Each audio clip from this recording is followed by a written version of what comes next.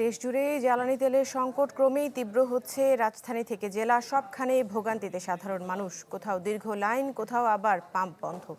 সচেতন নাগরিকরা বলছেন, অবৈধ মজুদ ও প্রয়োজনের তুলনায় অনেকেই অতিরিক্ত তেল কেনার কারণেই বাড়ছে সংকট। ঢালাইয়ের সেরা প্রিমিয়ার সিমেন্ট।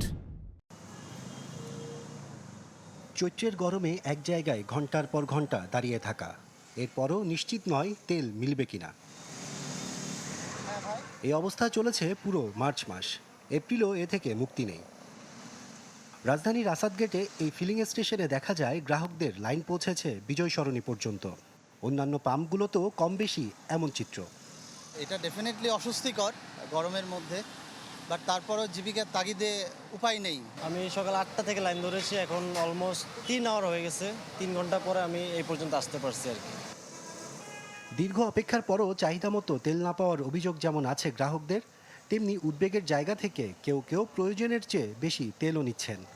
আমি মনে করি সংকট নাই, কৃত্রিম সংকট করা হচ্ছে। কারণ হচ্ছে কি, এখন টেন্ডেন্সি সবাই ট্যাঙ্কি ফুল করে নেওয়ার জন্য। অন্য সময় তো ফুল করতো না। ট্যাঙ্কিতে ফুল করার পরও আয়সা আবার খালি করে আবার ভরে। এটা আরেকজনের কষ্ট, মানে আরেকজন নিতে পারতেছে না।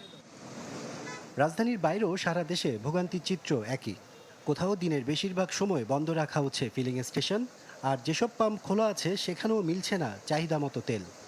আমাদের বাংলাদেশি লোকজন আতঙ্কের সৃষ্টি, যেমন একই মোটর সাইকেল গেলে তারা বাসায় তেল নিয়ে রিজার্ভ করে বোতল ভরে রাখিয়ে আবার এই তেল নিতে হয়। আর একটা প্রবণতা আছে বেশি তেল নেওয়ার, সেটাও আমরা উদ্বুদ্ধ করছি লোকজনকে। এদিকে 34,000 টন ডিজেল নিয়ে চট্টগ্রাম বন্দরের বহির্নোঙরে পৌঁছেছে চীনের পতাকাবাহী একটি জাহাজ।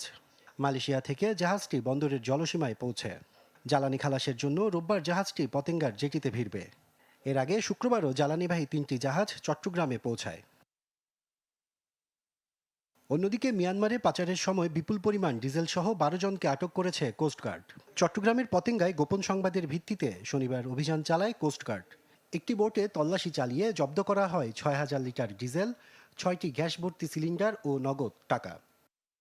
আশরাফুল আলম আকাশ, চ্যানেল 24, ঢাকা।